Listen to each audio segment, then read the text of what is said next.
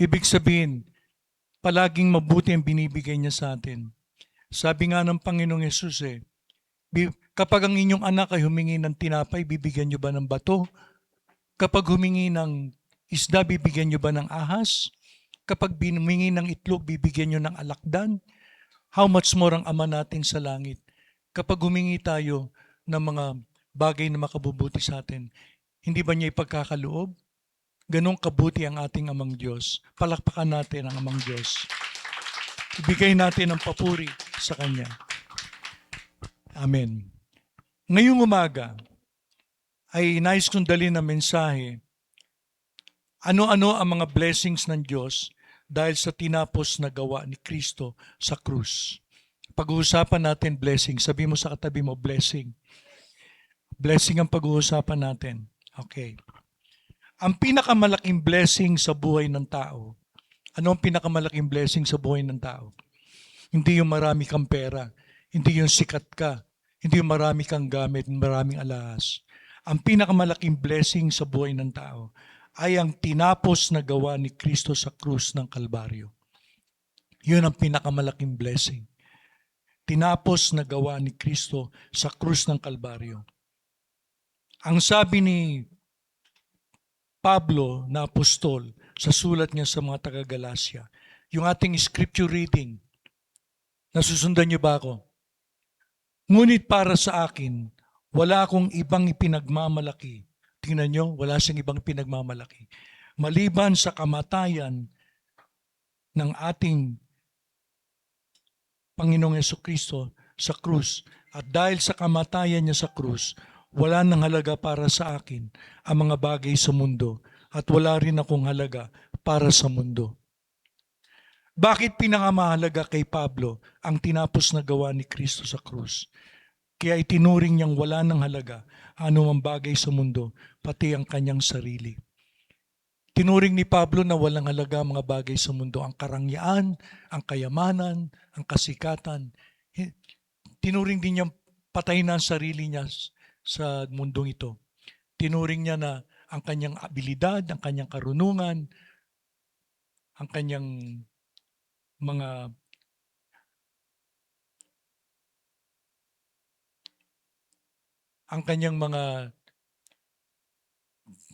pinanghahawakan dito sa mundong ito ay wala nang halaga. Para sa kanya, walang pinakamahalaga kundi ang mga blessings na hatid lamang ng tinapos na gawa ni Kristo sa krus. Wala nang iba. Ganun din tayo. Kapag itinuring natin na wala nang halaga ang mga bagay sa mundo at tayo ay wala nang halaga sa mundong ito at ang pinahalaga natin ay ang tinapos na gawa ni Kristo sa krus, nababago ang ating pananaw sa buhay na ito. Our worldview changes. Yung ating pananaw sa mundong ito changes. Amen. Nababagong pananaw. Kasi maliban na ang tao maintindihan ang tinapos na gawa ni Kristo, hindi niya maiiwanan ng mga bagay dito sa mundo . Pero pag naintindihan niya ang mga bagay na tinapos na gawa ni Kristo, ang blessing na hatid ng tinapos na gawa ni Kristo sa krus, ituturing niyang wala nang halaga ang mga bagay dito sa mundo. Tuturing niyang wala nang halaga ang mga kayamanan, ang mga alahas, ang mga kasikatan. Yung mga bagay na yun, wala nang halaga. Kundi ang blessing lamang na tinapos na gawa ni Kristo sa krus ang pinakamahalaga sa Kanya. Kaya nga, pag naintindihan natin ang ginawa ni Kristo sa krus, nababago ang ating pananaw sa mundong ito. Masigit na bibigyan natin ng pagpapahalaga ang mga blessings na dulot ng tinapos na gawa ni Kristo sa krus. Amen? Ano ba ang mga blessings na dulot ng tinapos na gawa ni Kristo sa krus? Alam niyo ba? May 4 na blessings na nais kong ibahagi ngayong umaga. Very basic lang ito, pero alam niyo, ang salita ng Diyos ay hindi nakakasawa. Kailangan ipaalala sa atin na ipaalala. Kasi pag hindi pinaalala sa atin, pahalagahan natin ang mga bagay-bagay dito sa mundo. Pero pag naintindihan natin na itong pinakamahalaga sa lahat, yung tinapos na gawa ni Kristo, yung blessing na dala ng tinapos na gawa ni Kristo sa krus, mababagong ating kaisipan, mababagong ating pananaw. Amen. Okay. Ano-ano ba ang mga blessings na dulot ng tinapos na gawa ni Kristo sa krus? Alam na alam natin ito. Unang-una, nababasa niyo ba sa ating PowerPoint? Anong unang-una? Lakas natin. Binigyan tayo ng buhay na walang hanggan. Sino dito ang gusto ng buhay na walang hanggan? Gusto natin lahat. Sa Roma chapter 6 verse 23, ito ang sabi, sapagkat ang kabayaran ng kasalanan ay kamatayan. Ngunit ang kaloob ng Diyos ay buhay na walang hanggan sa pamagitan ni Kristo Jesus na ating Panginoon.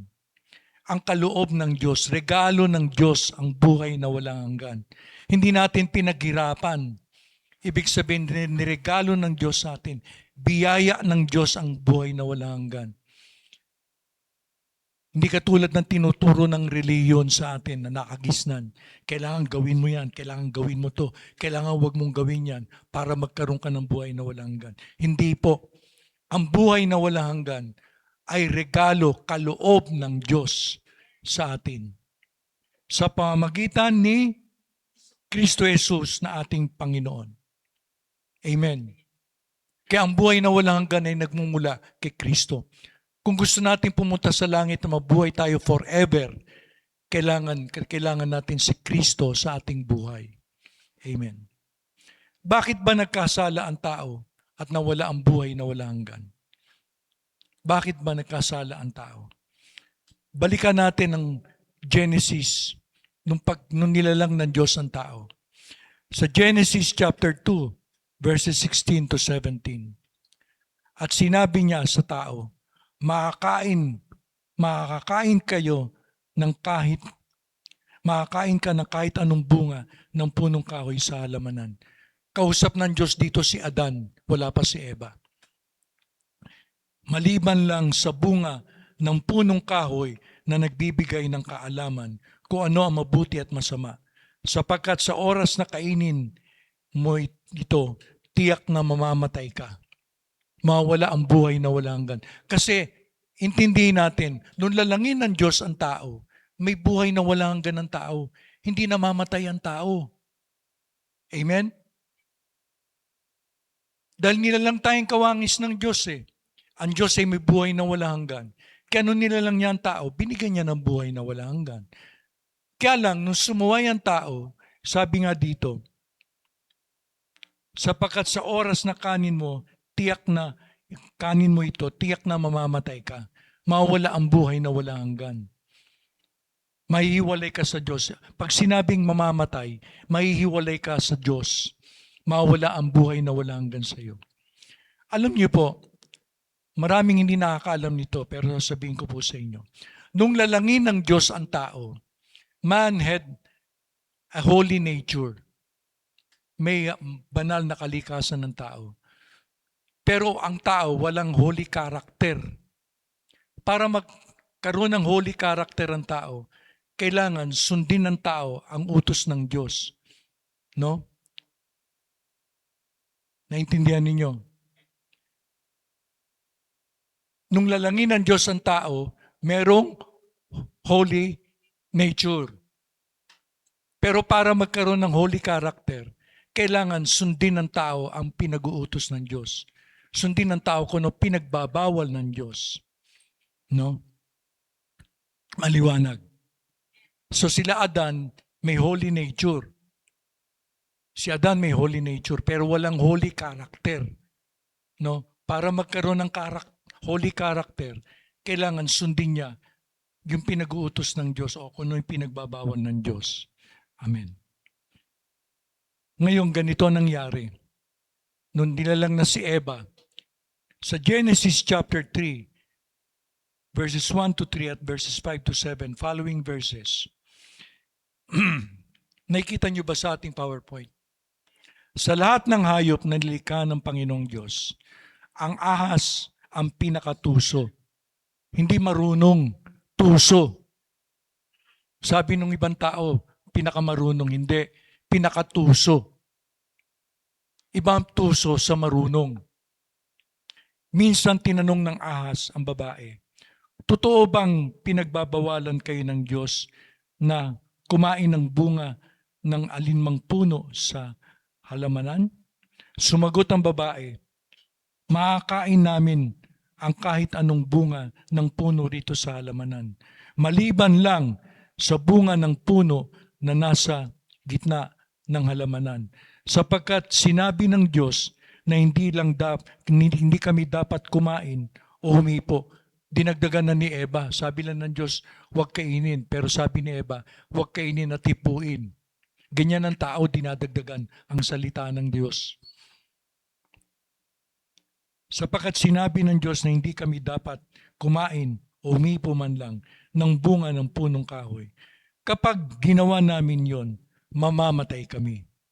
Ibig sabihin, mahihiwalay sila sa Diyos kapag ginawa nila yon. Sinabi yun ng Diyos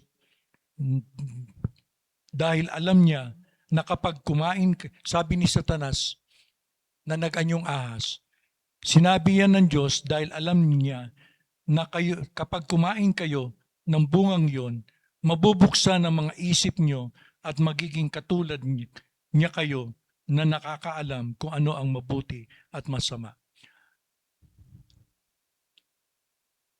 Nang pinagmasdan ng babae ni Eva ang puno, napakaganda niya nitong tingnan at ang bunga ay parang masarap kainin, at dahil sa pagnanais niyang maging marunong, pumitas siya ng bunga at kumain nito. Binigyan din niya ang kanyang asawa na kasama niya at kumain din nito. Pagkatapos nilang kumain, nalaman nila kung ano ang mabuti at ang masama, at napansin nila na hubad pala sila. Ibig sabihin, pumasok na malisya sa tao. Nung kinain nila Adan at ni Eva, yung bunga na nagbibigay ng kaalaman sa mabuti at masama, nakita nilang hubad na sila. Nagkaroon na ng malisya, sabihin natin malisya. Nagkaroon na ng malisya ang tao. Kaya nakita niyo ang tao ngayon, pag nakakita ng hubad, nagkakaroon ng malisya. Alam niyo nangyari kay Adan at kay Eva. Nung sinabi ng Diyos na huwag niyong kainin yung bunga, hindi naman mansanas yun eh. Sabi ng iba, mansanas eh. Basta bunga. Bunga na nagbibigay ng kaalaman sa mabuti at masama. Nung kinain ni Adan at ni Eva, yung bunga na nagbibigay ng kaalaman sa mabuti at masama, parang sinabi nila sa Diyos ganito, Diyos, simula sa araw na to, kami na nakakaalam kung ano mabuti at masama sa amin. Kaya nakita niyo ang tao ngayon, imbis na sumangguni sa Diyos kung ano mabuti at masama, siya na nakakaalam kung ano mabuti at masama para sa kanya. Amen. Siya hari ng kanyang sarili, tama. Kami na nakakaalam kung ano mabuti at masama sa amin. Kaya yun ang kasalanan ng tao. Hindi na niya kailangan ng Diyos. Siya na nakakaalam kung ano mabuti at masama sa kanya.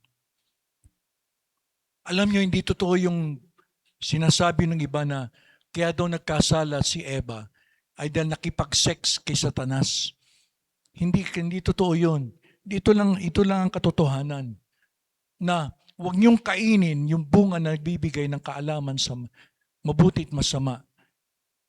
Amen. Kaya nung kinain nila, sila na nakakaalam ng mabuti at masama para sa kanila. Kaya nahiwalay sila sa Diyos. Kaya, ano nangyari? Kaya pinagtagni-tagni nila ang mga dahon ng puno ng mga igos, ipantakip sa kanilang katawan. Nakita nilang hubad sila, gumawa sila ng sarili nilang pamamaraan. Kumuha sila ng mga dahon ng puno ng igos, pinagtagni-tagni ito at isinuot sa kanilang katawan. Di ba ganyan ang tao ngayon? Pilit na tinatakpan ng kanyang kahubaran sa Diyos sa pamamagitan ng relihiyon, sa pamamagitan ng mabubuting gawa, kung ano nung ginagawa ng tao, sa pag-aakala niya na pwede niyang takpan ang kahubaran niya sa Diyos. Pero alam natin, di ba naikwento ko sa inyo, ang ginawa ng Diyos, nagkatay ng hayop, kinuha yung balat ng hayop at itinakip sa kanila. Amen? Yun ay larawan ni Kristo na namatay sa krus. Amen.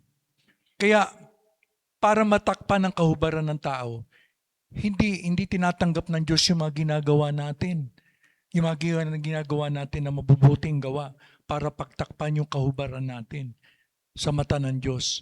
Ang Diyos lang ang dapat magtakip sa atin. Ang Diyos lang ang makakapagtakip ng ating kahubaran. Amen. Pero nung nakasala si Adan at si Eva, may mabuting balita ang Panginoon. Diyan din sa chapter 3. Anong sabi ng Panginoon?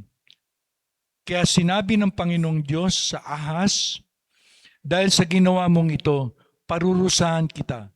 Sa lahat ng hayop, ikaw lang ang makaranas ng sumpang ito. Sa buong buhay mo'y gagapang ka sa pamagitan ng iyong tiyan at ang bibig mo ay palaging makakain ng alikabok. Nakita niyo ang ahas? Siguro, bago ito nangyari, ang ahas hindi gumagapang. Pero nung tinukso niya si Adan at si Eva, ibig sabihin bilang parusa ng Panginoon sa kanya, siya ay pinagapang. Amen. Tapos sinabi ng Diyos sa Ahas, ikaw at ang babae ay mag-aaway. Ang lahi mo at ang lahi niya ay mag-aaway. Bakit ginamit ng Panginoon dito ang lahi ng babae? Hindi ginamit yung lahi ng lalaki. Hindi ba ang lahi nagmumula sa lalaki? Pero dito ang sabi ng Diyos, ang lahi mo at ang lahi ng babae ay mag-aaway din. Ibig sabihin, pinapatungkol ito kay Kristo. Si Kristo ay nagmula sa babae. Hindi siya nagmula sa lalaki. Dahil kung si Kristo ay nagmula sa punlay ng lalaki, mahahawa siya sa kasalanan ni Adan. Amen? Maliwanag ba? So hindi siya nagmula kay Adan. Nagmula lang siya. Ginamit lang ng Panginoon ang sinapupunan ni Maria. Kaya walang bahid kasalanan si Kristo. Siya ang ating tagapagligtas na hindi nagkasala kahit ng katiting. Dahil hindi siya galing sa lahi ni Adan. Amen po ba?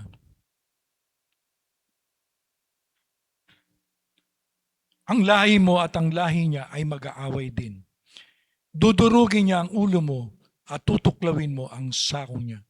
Hindi ba ang ahas, para lang ma-immobilize mo ang ahas, kailangan wasakin mong ulo. Pag nawasak mong ulo, wala nang lakas ang ahas.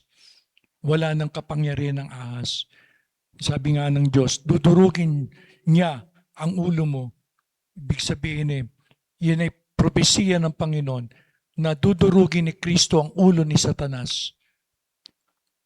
At tutuklawin mo ang sakong niya. Hindi ba?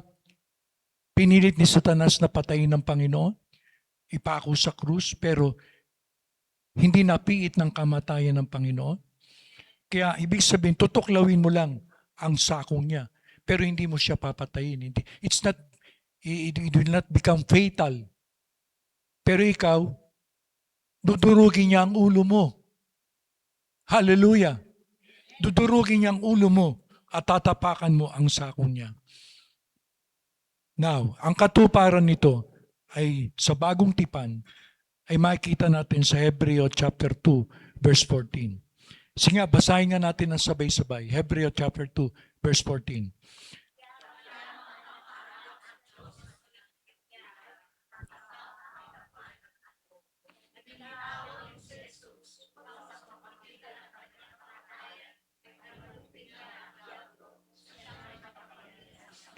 Upang malupig niya ang dyablo. Ibig sabihin, maalis niya ang kapangyarihan ng dyablo. No? Dahil ang dyablo may kapangyarihan sa kamatayan.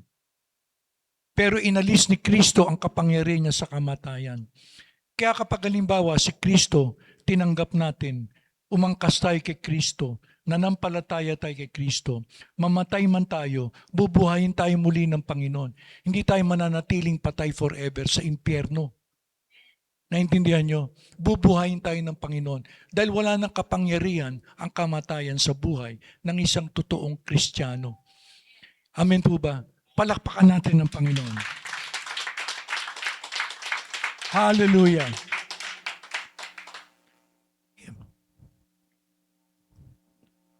Upang sa pamamagitan ng kanyang kamatayan ay malupig niya ang diablo na siyang may kapangyarihan sa kamatayan. Kaya sa isang Kristiyano na tumanggap, nanampalataya, umangkas kay Kristo, nagtiwala kay Kristo, wala nang kapangyarihan ng kamatayan sa kanya. Wala nang kamandag ang kamatayan sa kanya. Dahil ang kamandag ng kamatayan ay kasalanan. Kinuha na ni Kristo ang kasalanan, binayaran na ni Kristo ang kasalanan natin. Wala nang kamandag ang kamatayan. Mamatay man tayo, dire-diretso tayo sa langit. Amen po ba? Hindi ba kayo natutuwa doon? Hindi ba tayo may pag-asa? Dahil kay Kristo, pupunta tayo sa langit. Inalis na niya ang kamandag ng kamatayan, kundi walang iba kundi ang kasalanan. Kaya nga alam niyo tayo bakit tayo nagtitipon tuwing linggo. Nagpapasalamat tayo bilang pagsamba natin sa Panginoon sa kanyang ginawa sa ating buhay. Di ba? Di ba napakalaking blessing yon na magkaroon tayo ng buhay na walang hanggan? Na makikita natin ang Diyos ng walang hanggan, kasama natin ang Panginoon. Inalis tayo sa kapahamakan sa impyerno dahil kay Kristo, hindi dahil sa atin. Kung titingnan na lang Diyos yung mga ginagawa natin, hindi tayo maliligtas. Kaya tayo naligtas dahil kay Kristo. Kaya nagkaroon tayo ng buhay na walang hanggan dahil sa ginawa ni Jesus sa krus. Yun ang dapat nating tandaan, hindi dahil sa ating ginawa. Kaya tayo nagpapasalamat. Kaya nga tuwing linggo nagtitipon tayo eh. Si Kristo ay nabuhay muli mula sa mga patay. Ganun din tayo. Bubuhayin tayo mula sa mga patay. Amen. Sabi sa unang Juan, chapter 5, verses 11 to 13, following verses. Pakibasa, sabay-sabay. Lakas. Ano ang patutuo ng Diyos?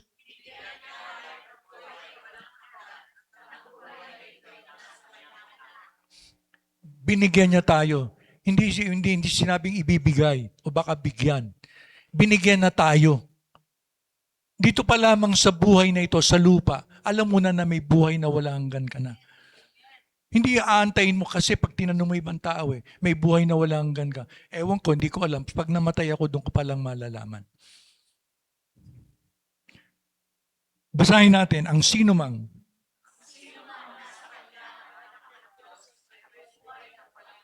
ngunit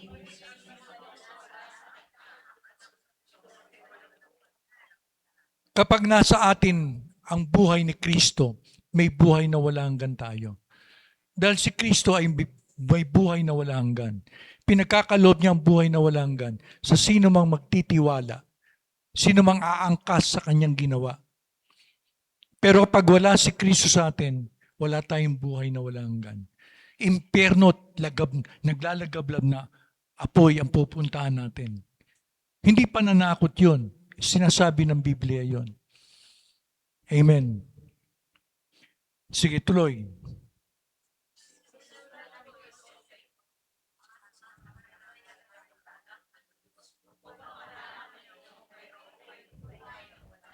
Upang malaman ninyo, meron na kayong buhay na walang hanggan. Meron na.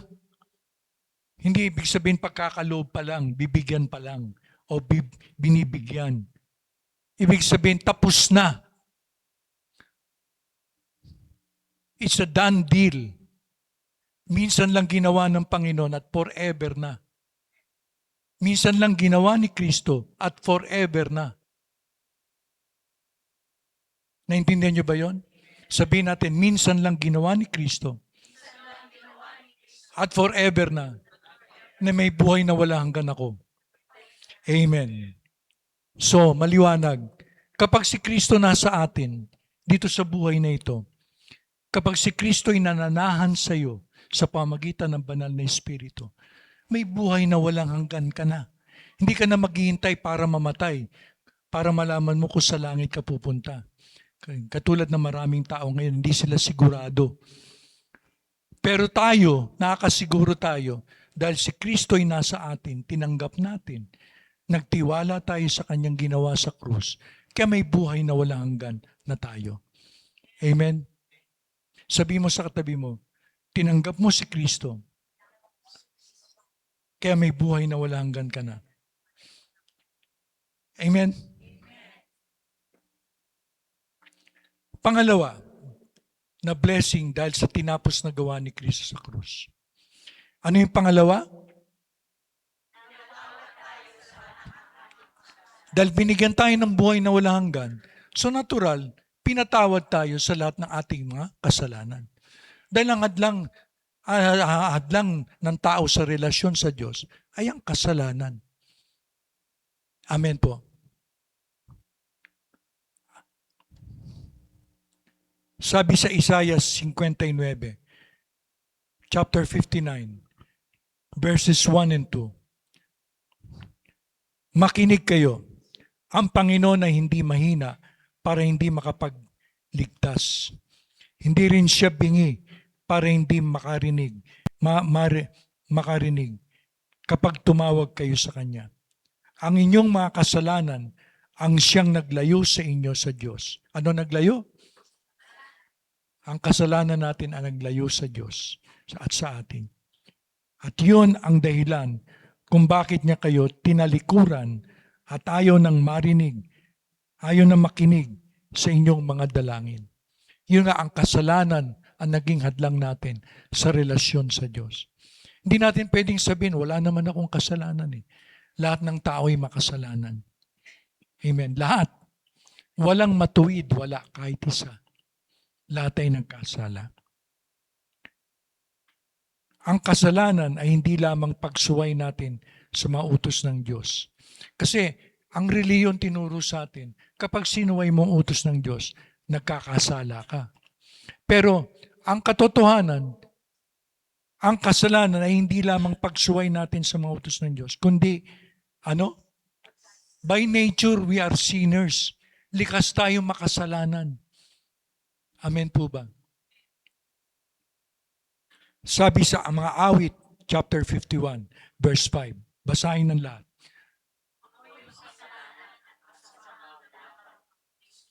Mula kailan? Mula anong kailan? Nakita ninyo? Pinaglilipa lang tayo ng nanay natin, makasalanan na tayo. Nung isilang tayo, wala pa tayong nagagawang, hindi pa tayo sumusuway sa mga utos ng Diyos. Pero tinuturing na tayong makasalanan ng Biblia. Dahil minana natin yung kasalanan ni Adan. Amen po. Kaya ang tao, iba't ibang kasalanan ang ginagawa. Dahil minana yung kasalanan ni Adan eh. Ano yung kasalanan na yon? Sila na nakakaalam na mabuti at masama sa kanila. Nagbunga yun ng iba't ibang kasalanan. Kaya nga doon sa kasalanan isa ni Adan, na ginawa ni Adan, na pinamana niya sa mga tao, nagbunga yun ng maraming kasalanan. Nandiyan ang pagpatay, nandiyan ang pang-rape, nandiyan ang pagnanakaw, at iba bang mga kasamaan. Amen? So anong antidote? Anong gamot para dun sa kasalanang minana natin kay Adan? Chapter 1, verse 29. Pakibasa.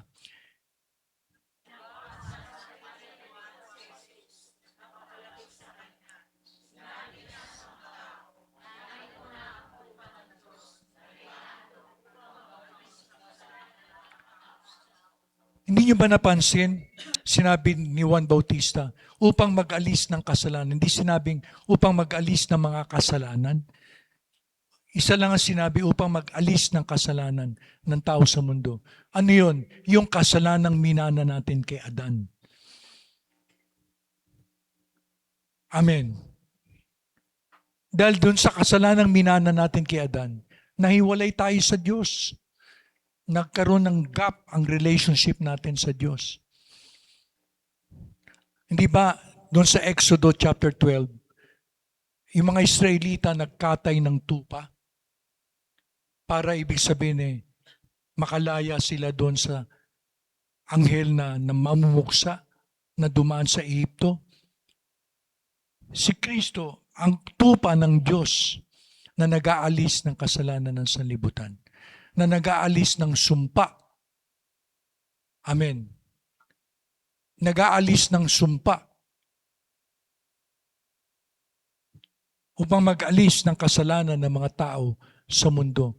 Yun lamang dugo ni Kristo ang makalilinis sa atin kung magtiwala tayo kay Kristo. Sumampalataya tayo. Sa Bible, ang sumampalataya ay magtiwala. Ganun lang kasimple yun. O ayaw mong magtiwala, umangkas. Dapat tayong umangkas sa ginawa ni Kristo sa krus upang malinis sa kasalanan yon. Ang tanging solution lang ng kasalanan na yon ay ang dugo ni Kristo, wala nang iba. Ang kapatawaran sa Griego ay apiemi, na ang ibig sabihin ay dalhin sa malayo. Kaya ang Diyos, nung kinuha yung kasalanan natin, nung binayaran ni Kristo, parang dinala yung kasalanan natin sa malayo. Sa awit, mga awit 103 verse 12, basahin natin.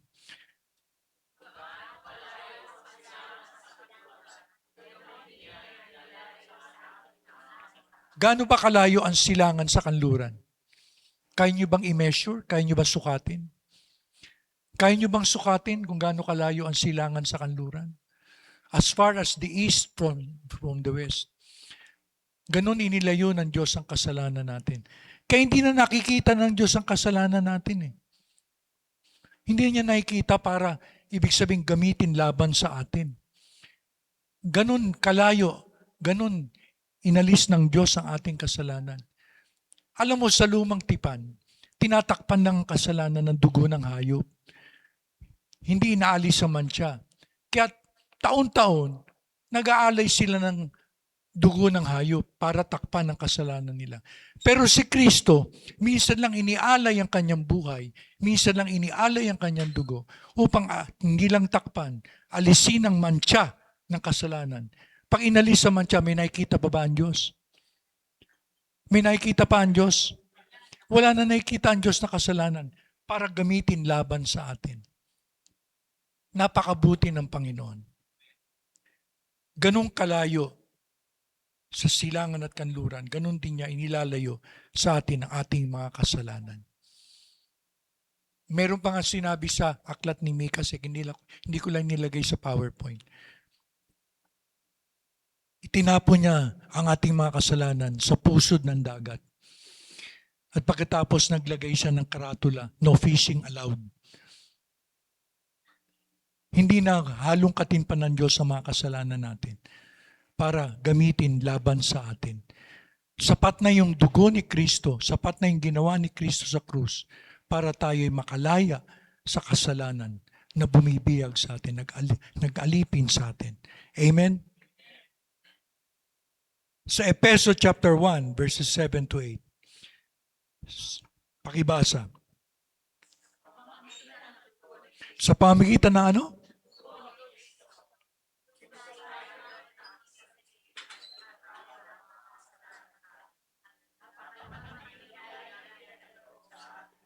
Amen. Yung tayo'y patawarin ng Diyos, biyaya lang, grace lang. Hindi dahil sa ating mabubuting gawa, hindi dahil nagpakabait ka, hindi dahil nagpakabanal ka, hindi dahil inayos mo ang buhay mo. Hindi. Dahil sa dugo ni Kristo, biyaya na ng Diyos. Grace lang, regalo ng Diyos na tayo'y patawarin sa ating mga kasalanan. Hindi dahil sa ating ginawa o hindi ginawa. Tandaan ninyo Hindi dahil sa ating mga ginawa o hindi natin ginawa. Hindi yun ang pinagbatayan ng Diyos. Ang pinagbatayan ng Diyos, ang dugo ni Kristo. Kaya tayo pinatawad sa ating mga kasalanan. Walang tao na magagawa niyang patawarin ang kanyang sarili. Tanging ang dugo lang ni Kristo ang maglilinis sa ating mga kasalanan kung tayo'y magtitiwala kay Jesus. Dapat maging maliwanag sa atin yun. At may sinabi sa Biblia, kapag tayo'y pinatawad ng Diyos, nagkakaroon tayo ng takot sa Diyos. Banal na takot. Kaya makikita mo ang taong pinatawad eh. Ang taong pinatawad ng Diyos sa kanyang kasalanan, may banal na takot na sa Diyos. Amen.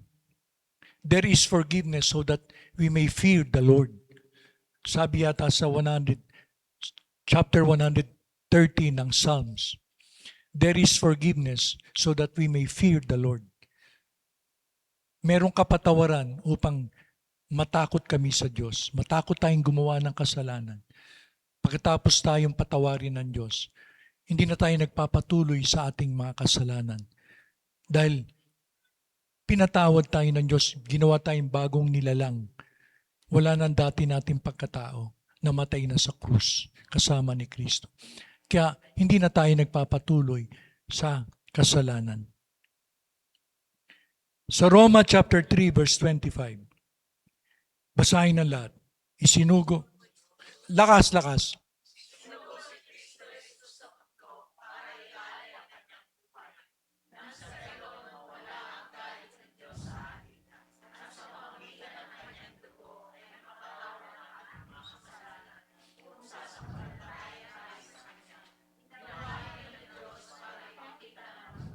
Amen. Unang-una, dahil sa ginawa ni Kristo, hindi nagalit ang Diyos sa iyo. Hindi nagalit ang Diyos sa atin. Habang nakikita ng Diyos ang ating kasalanan, galit ang Diyos sa atin. Pero inalis na ang ating mga kasalanan, hinugasan na ng dugo ni Kristo. Hindi nagalit ang Diyos sa iyo. Ikaw ay tinanggap ng Diyos. Amen. Tinanggap ka ng Diyos kahit na nagkasala tayo. Kahit na namuhay tayo na makasalanan. Dahil tinanggap natin si Kristo sa ating buhay, hinugasan tayo ng dugo ni Kristo. Hindi nagalit ang Diyos sa atin. Amen po ba?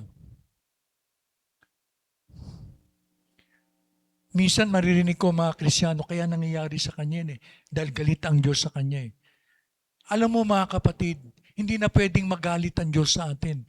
Dahil binayaran na ng Diyos sa mga kasalanan natin. Imbis na magalit ang Diyos, natutuwa ang Diyos sa atin. Nahabag ang Diyos sa atin. Amen. Hindi nagalit ang Diyos sa atin. Gusto niya gawan tayo ng kabutihan. Amen. Sabihin mo ngayon, turo mo sarili mo. Turo mo sarili mo. Salamat sa Diyos. Hindi nagalit ang Diyos sa akin. Palakpakan ng Panginoon. Dahil pinatawad ng ating mga kasalanan nung sumampalataya tayo sa Kanya, kay Kristo. Ganyan, ginawa yun ng Diyos para ipakita na matuwid siya. Hebreo chapter 9 verse 12. Minsan lang pumasok si Kristo sa pinakabanal na lugar. Minsan lang. Once and for all time. At hindi dugo ng kambing o ng guya ang dala niya, kundi ang sarili niyang dugo. At sa pamamagitan ng kanyang dugo, tinubos niya tayo sa mga kasalanan natin. Kailan? After 1,000 years? After 1 million years? Lakas natin, magpakailanman. Kaya ang Kristiyano, pinatawad ka na ng Diyos forever. Ang Diyos lang ang may forever. Dito sa lupa, walang forever. Ang Diyos lang ang may forever. Pinatawad tayo ng Diyos sa mga kasalanan natin Magpakailanman. Hindi si Mel Tiangco. Ang Diyos, magpakailanman. Hallelujah. Tayo'y pinatawad magpakailanman sa lahat ng ating mga kasalanan. Past, present, and future. Yung mga kasalanan natin noong nakaraan, yung mga kasalanan natin pangkasalukuyang ginagawa natin, yung kasalanan natin sa hinaharap, pinatawad na lahat ng Diyos. Lahat pinatawad. Kung nagkakasala man tayo, anong gagawin natin? 1 John 1:9, aminin lang natin. Hindi ka na dapat humingi pa ng tawad dahil pinatawad ka na ng Diyos eh. Dapat lang aminin mo ang kasalanan mo. Halimbawa, nagsinungaling ka. Amang Diyos, nagkasala po ako. Inaamin ko, kasalanan ng ginawa ko, nagsinungaling ako. Tapos magpasalamat ka na. Magpasalamat ka na dahil sa ginawa ni Kristo, pinatawad ka na. Hinugasan na ang kasalanan mo. Kaya hindi ka na dapat araw-araw humingi ng tawad eh. Hindi maya't maya hingi ka ng tawad eh. Minsan lang yun. Nung tanggapin mo si Kristo, humingi ka ng tawad. Pero after that, aminin mo lang sa Diyos ang kasalanan mo. Amen. Sabihin natin, aminin. Patatawarin tayo ng Diyos dahil sa ginawa ni Kristo. Amen. Are you encouraged to know that? Pangatlo, na blessing dahil sa tinapos na gawa ni Kristo. Pinagkalooban tayo ng Diyos ng kanyang katwiran o righteousness. Ano ibig sabihin ng katwiran o righteousness? Pag sinabi ginawa kang righteous o ginawa kang matuwid, ibig sabihin para mong nasunod lahat ng utos ng Diyos. Parang hindi ka sumuway sa mga utos ng Diyos. Ganun ang ibig sabihin ng righteousness. Kaya kung tingnan tayo ng Diyos, parang hindi natin sinuway ang utos ng mga utos ng Diyos. Parang nasunod natin ang lahat ng utos ng Diyos. Amen? Dahil pinatawad tayo, pinagkalooban tayo ng Diyos ng kanyang katwiran o righteousness. Sabi sa 2 Korinto chapter 5 verse 21. Basahin ng lahat.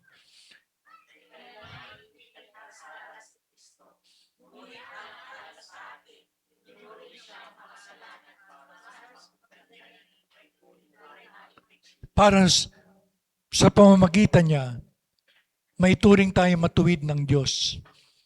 Sa pamamagitan ni Kristo, we are righteous in the eyes of God. Dahil, alam niyo sa krus, there was a great exchange. Kinuha ni Kristo yung maruming damit natin, yung makasalanang damit natin.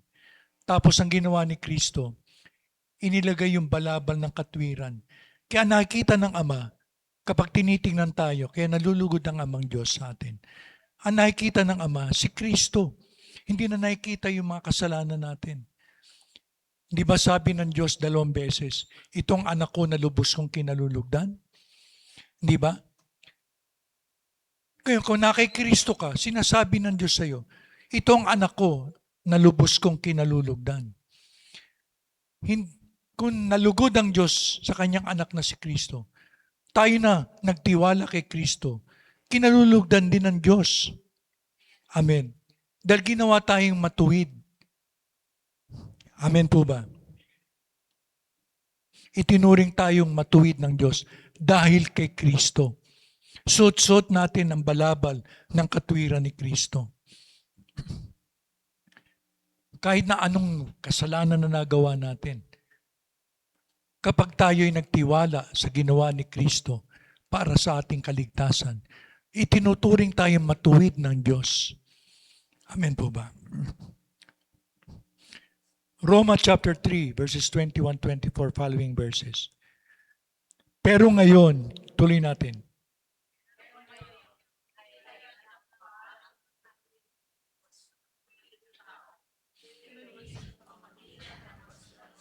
Lakas natin. Ito'y hindi. Tinuturing tayong matuwid ng Diyos, hindi dahil nasunod natin ang mga utos ng Diyos. Ang kautusan na mismo at ang mga propeta ang nagpapatotoo dito. Ang sinasabing kautusan at mga propeta, yung lumang tipan. Di ba pinapatotoo nila Abraham, nila Noah, na ang tao ay ginagawang matuwid sa pamagitan lang ng pagtitiwala o pananampalataya. Hindi dahil sa nasunod niya ang mga utos ng Diyos. Ang tao'y, tuloy natin, ang tao'y,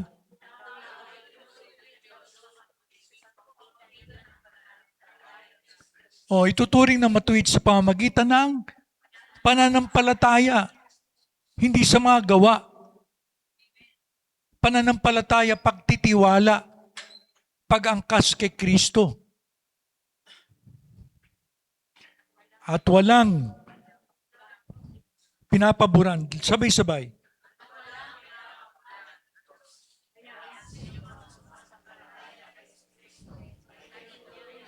Walang pinapaboran ng Diyos.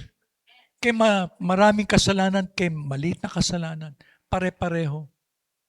Di ba? Walang pinapaboran ng Diyos. O ikaw, konti lang kasalanan mo, gagawin kitang matuwid. Ikaw, marami kang kasalanan, di kita gagawin matuwid. Hindi ganun ang Diyos. Bakit? Sapagkat, tuloy natin.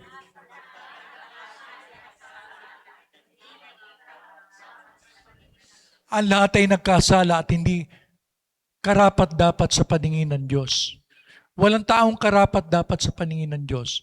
Ang lahat ay nagkasala. Kaya ang lahat ay kailangan mapawalang sala. Kailangan gawing matuwid ng Diyos sa pamagitan ng pagtitiwala kay Jesucristo. Ngunit dahil sa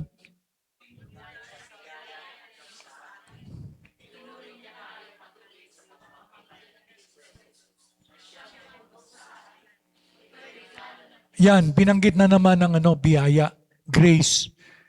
Tayo'y naging matuwid, tayo'y naging righteous because of the grace of God.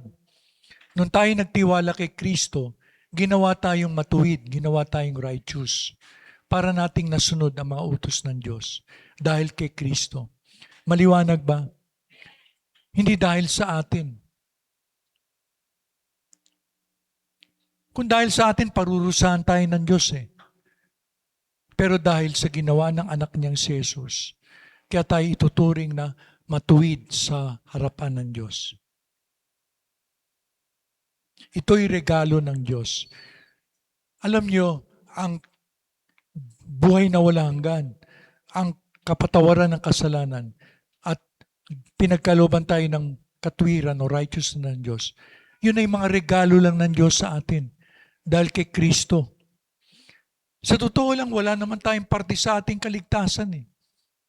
Di ba? Wala tayong bahagi sa ating kaligtasan. Alam niyo kung anong bahagi natin sa ating kaligtasan? Kasalanan lang. Kaya tayo ginawang matuwid, kaya ginawa tayong pinatawad, kaya binigyan tayo ng buhay na wala hanggan. Dahil makasalanan tayo. Amen. So, ikatlo na blessing ay kaapat. Kaapat na blessing na dulot ng tinapos na gawa ni Kristo sa krus. Pinagaling tayo sa ating mga sakit at karamdaman. Amen. Amen. Salamat. Kaya hindi ko tinatanggap ang sakit eh.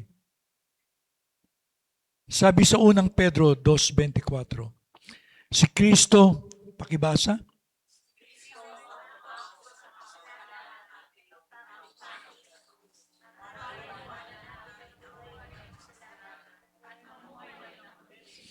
Dahil sa mga sugat, gumaling tayo.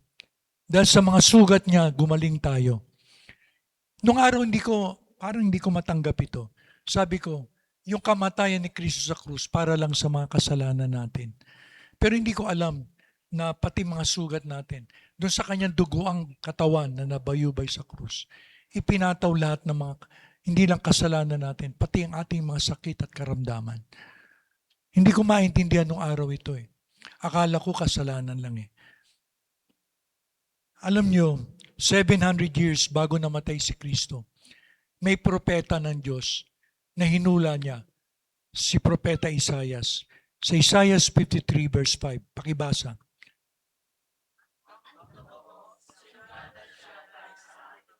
Dahil sa ating bakit sinugatan si Jesus? Dahil sa ating pagsuway. Dahil sa kaya binugbog ang Panginoon.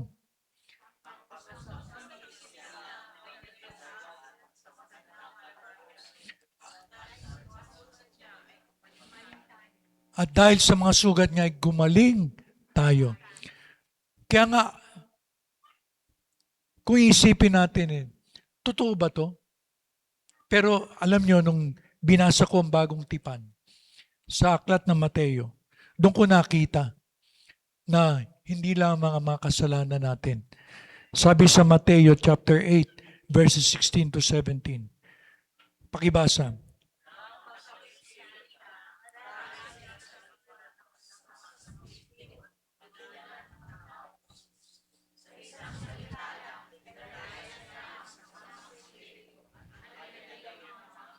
Pinagaling ang mga may sakit. Hindi lang pinalayas ang espiritu masama. Pinagaling ang mga may sakit.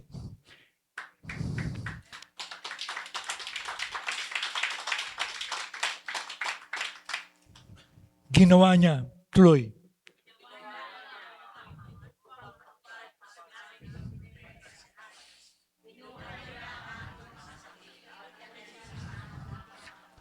Kinuha niya ang ating mga sakit at inalis ang ating mga karamdaman. Ibig sabihin, iko-contest mo ba yung sinabi sa Biblia, sa lumang tipan at sa bagong tipan, na pinagaling na tayo? Hindi gagaling tayo, baka siguro gumaling. Magaling na tayo. Sa mga latay ni Jesus, ako'y pinagaling. Past tense na. Maski na nakikita natin ang sintomas sa ating katawan, naniniwala tayo sa salita ng Diyos. Kadalasan kasi mas naniniwala tayo sa nakikita natin. Di ba? Kaysa sa salita ng Diyos. Alam nyo, ang kagalingan ng Panginoon, merong gradual at may instant. At kung pwede kang pagalingin gradually, pwede kang pagalingin instantly ng Panginoon. Kaya kung habang hindi mo pa nakikita at nakikita mo ang sintomas sa katawan mo, tinatayuan mo ang salita ng Diyos. Amen. Sa mga latay mo, Panginoon, ako'y magaling. Kaya ako ang confession ko sa totoo lang ako'y malusog, ako'y malakas, ako'y masigla, ako'y pinagpala, ako'y pinaburan. I'm highly blessed, I'm highly favored. Ako'y matiwasay, ako'y mapayapa, ako'y may kapahingahan dahil kay Kristo. Minsan nakikita ko pa ang mga sintomas sa aking katawan. Pero darating ang panahon sa palagi nating tinatayuan ang salita ng Diyos. Mangyayari ko ano sinasabi natin. Hindi babalik sa Diyos ang kanyang salita. Sabi nga ni Sister Nilda kanina, hindi babalik ang salita ng Diyos sa kanya na walang katuturan. Mangyayari. Kung ano naririnig ng Diyos sa ating bibig, gagawin ng Diyos sa atin.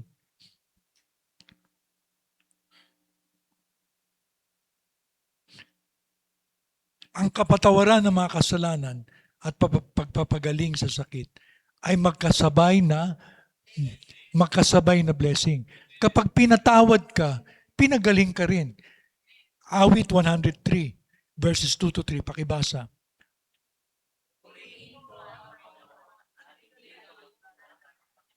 Ano yung kabutihan ng Diyos? Pinatawad lang ba ang lahat ng kasalanan natin? Kaya ang pagpapatawad ay kasabay ng pagpapagaling sa lahat ng ating karamdaman. Sabihin mo, ako'y magaling na ako'y pinatawad ng Diyos. Ako'y masigla. Ako'y malusog. Ako'y malakas. Ako'y pinagpala. Ako'y pinaburan. Dahil kay Kristo. Palakpakan ng Diyos.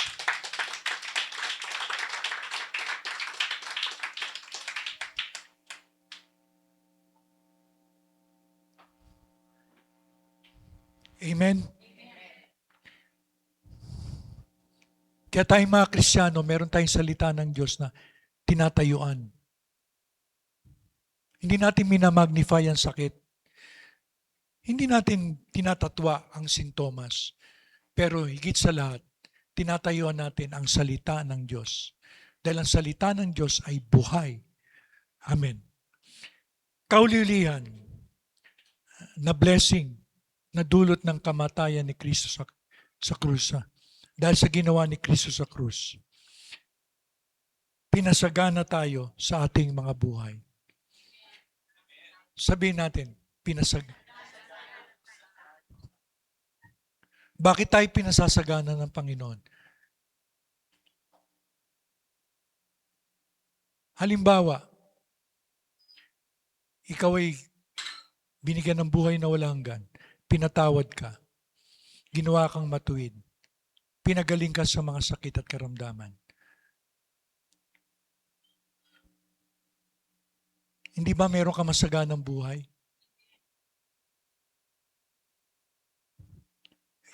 Basahin natin sa 2 Korinto chapter 8 verse 9. Sapagkat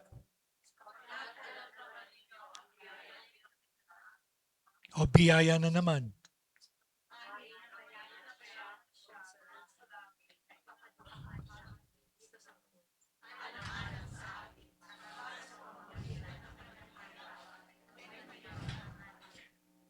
Amen.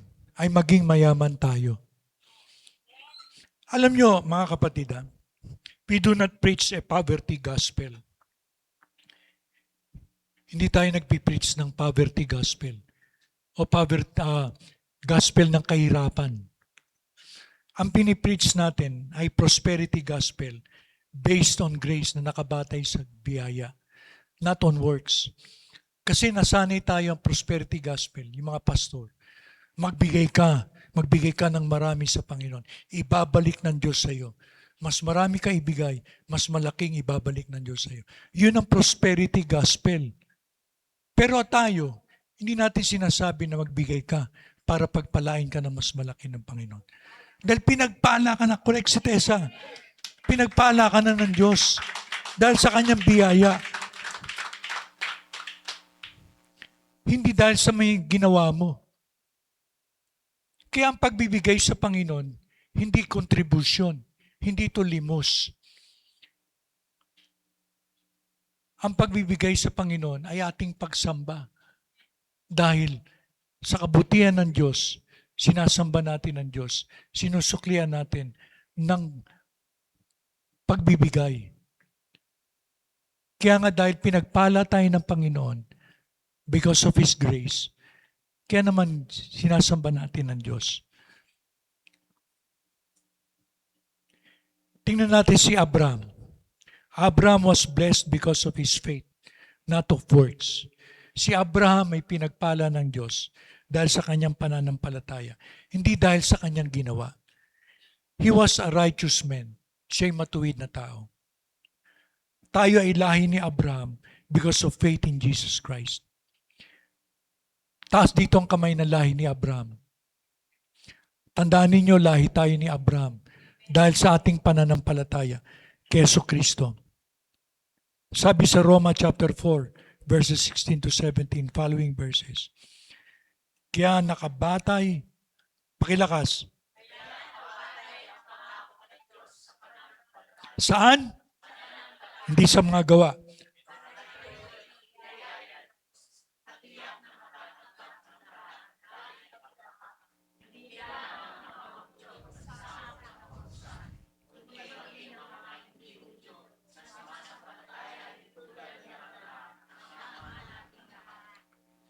Kaya nga ng sinasabi.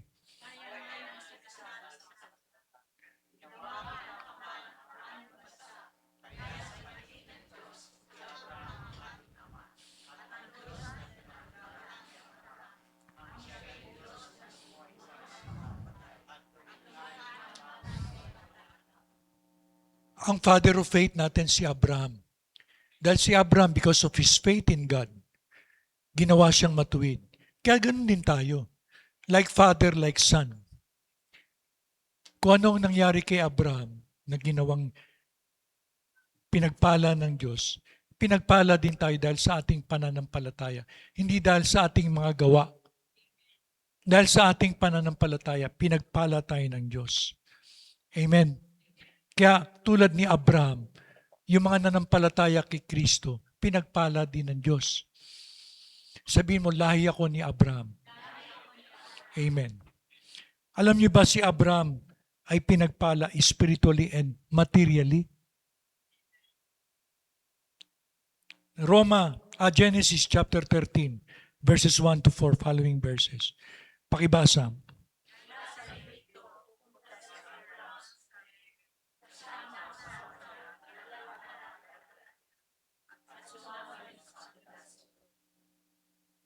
Pakit.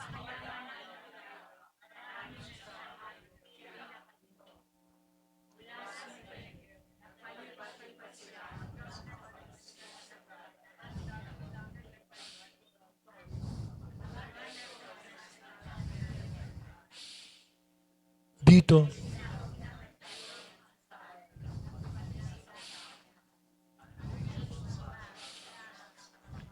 Amen. Hindi ba kayo nagtataka? Si Abraham, hindi niya ipinagpalit ang Diyos sa kayamanan. Ibig sabihin, bagamat mayaman siya, pero ibig sabihin, hindi niya naging Diyos ang kayamanan. Sumamba pa rin siya sa Diyos. Hindi nawala ang kanyang relasyon sa Diyos. Hindi naging hadlang ang kayamanan ni Abraham sa relasyon niya sa Diyos. Kaya kung may relasyon ka, pakinggan mo to.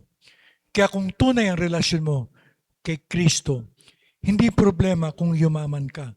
Dahil alam mo na hindi mo pwedeng ipagpalit ang kayamanan mo sa Diyos. Kaya tayo mga Kristiyano, hindi tayo takot yumaman. Ayoko yumaman, baka makalimutan ko ang Diyos. Hindi mo makakalimutan ang Diyos. Dahil lahi ka ni Abraham. Kung ano nangyari kay Abraham, ganun din ang mangyayari sa iyo. Pinayaman ka ng Diyos, pero hindi mo nakalimutan ang Diyos. Hindi hayaan ng Diyos na ibigin mo ang kayamanan higit pa sa Kanya dahil ang grace ay higit na makapangyarihan sa kasalanan. Yung grace ng Panginoon na nag-uudyok sa iyo, nasambahin mo ang Diyos higit pa sa kayamanan na meron ka. Maliwanag ba? Si Abraham, pinayaman ng Diyos. Matindi. Kaya hindi tayo takot yumaman. Hindi tayo takot magkapera. Hindi tayo takot na sumagana ang buhay natin. Dahil biyaya ng Diyos yun dahil sa ginawa ni Kristo Hindi ba kayo natutuwa? Hindi na tayo mangungutang pa. Tayo pa magpapautang. Amen.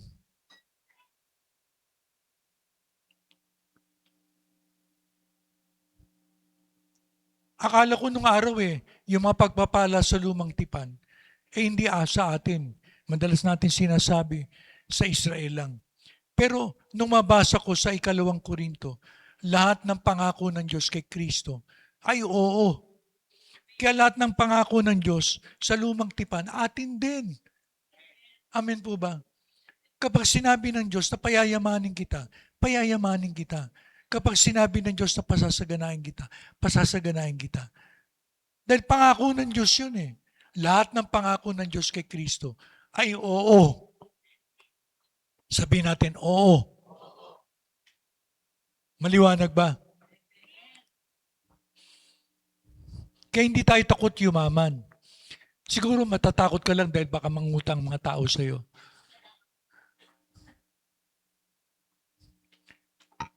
Umagang-umaga pa lang nakapila na sa labas ng bahay mo. Mangungutang.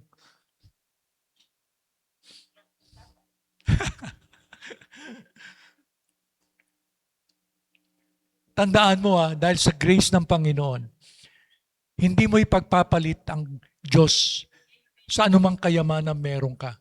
Katulad ni Abraham. Because of the grace of God. Because His grace is greater than sin. Sapagkat ang grace ay masigit na makapangyarihan kaysa sa anumang kasalanan. Tandaan mo yan. Ngayon, magkaroon tayo ng life application. Madalas ko nga sinasabi, kapag bumili ka ng sabon, pero hindi mo ginamit sa damit mo, hindi mo makikita ang effectiveness ng sabon na yon. Kaya nga, application tayo. Number 1, life application. Tayo ay nagtitiwala kaya sinasambit natin sa ating bibig. Kung talagang sumasampalataya, nagtitiwala ka sa mga natutunan mo. Halimbawa, natutunan mo, binigyan ka ng buhay na wala hanggan. Pinatawad ka ng Diyos. Ginawa kang matuwid. Pinagaling ka sa sakit. Pinasagana ka ng Diyos. Dapat sabihin mo sa bibig mo yun kung talagang nananampalataya ka. Sabi nga sa 2 Korinto chapter 4 verse 13, sinasabi ng kasulatan, sumasampalataya ako. Kaya nagsalita ako. Anong ginawa niya? Dahil sumasampalataya siya. Nagsalita siya. Ganon din ang aming ginagawa.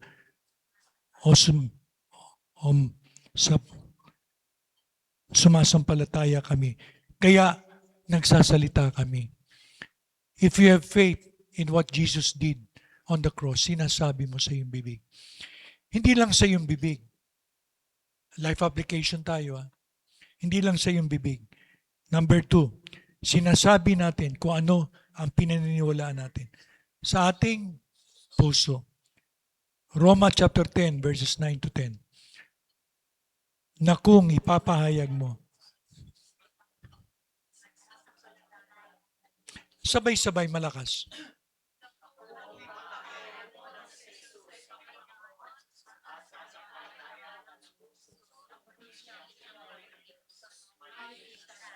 Sasampalataya ka ng buong puso. Hindi lang yung bibig ang ginagamit. Puso, yung mula sa puso, lumalabas sa bibig mo. Amen. Yun ang pananampalataya. Mula sa puso, naniniwala ka. Sold out ka. Kumbinsido ka. Sinasabi mo sa bibig mo. Kumbinsido ka na binigyan ka ng buhay na wala hanggan. Pinatawad ka. Ginawa kang matuwid. Pinagaling ka sa iyong sakit at karamdaman. At pinasagana ka ng Diyos. Kumbinsido ka. Kaya sinasabi mo sa bibig mo, sapagkat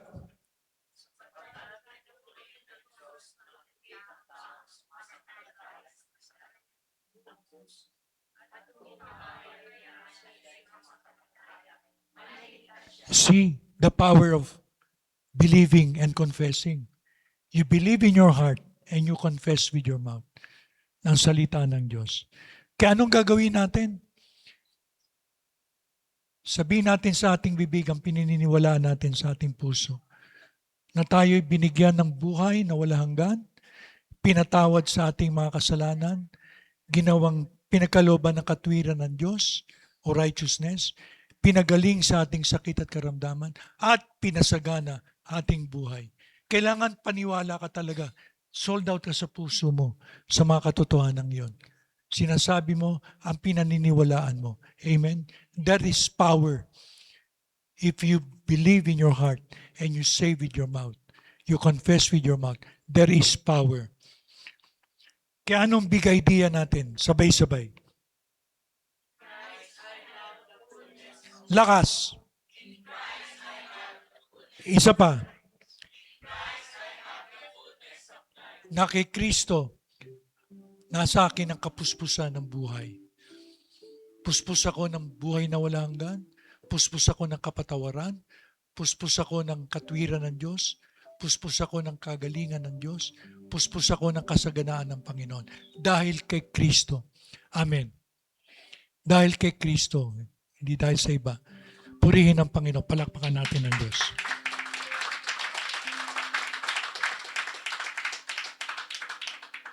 May natutunan ba tayo? Ano yung mga blessing? Ulitin natin. Ano yung mga blessing dahil sa tinapos na gawa ni Kristo? Number 1. Dahil binigyan tayo ng tapos pangatlo, pang-apat, panlima, pinasagana tayo ng Diyos. Maging buhay ang mga salita ng Diyos na ito sa ating lahat, sa ating kalagitnaan. Amen and amen. Tayo manalangin. Ama naming Diyos, marami pong salamat. Katulad ni Pablo, mas pinahalagahan namin ang mga narinig namin na katotohanan na kami binigyan mo ng buhay na walang hanggan, pinatawad mo, pinagkalooban mo kami ng katwiran o righteousness, pinagaling mo sa kami sa aming mga sakit at karamdaman, at pinasagana mo ang aming mga buhay. Salamat po, Panginoon, for the fullness of life in Christ. Salamat po. At ito'y lahat ay biyaya mo lang. Hindi dahil sa aming ginawa, kundi dahil sa ginawa ng anak mo sa krus. Kaya kami napagpala. Panginoon, marami pong salamat. Diyos kayo ng biyaya, you're the God of all grace. Tinatanggap namin ang biyayang ito na may pananampalataya mula sa aming mga puso. Salamat po. Sa inyo namin binabalik ang lahat ng papuri at kaluwalhatian sa ngalan ni Jesus na aming Panginoon. Amen at amen. Palakpakan natin ang Diyos. Sabi mo sa iyong katabi, in Christ, you have the fullness of life. Amen.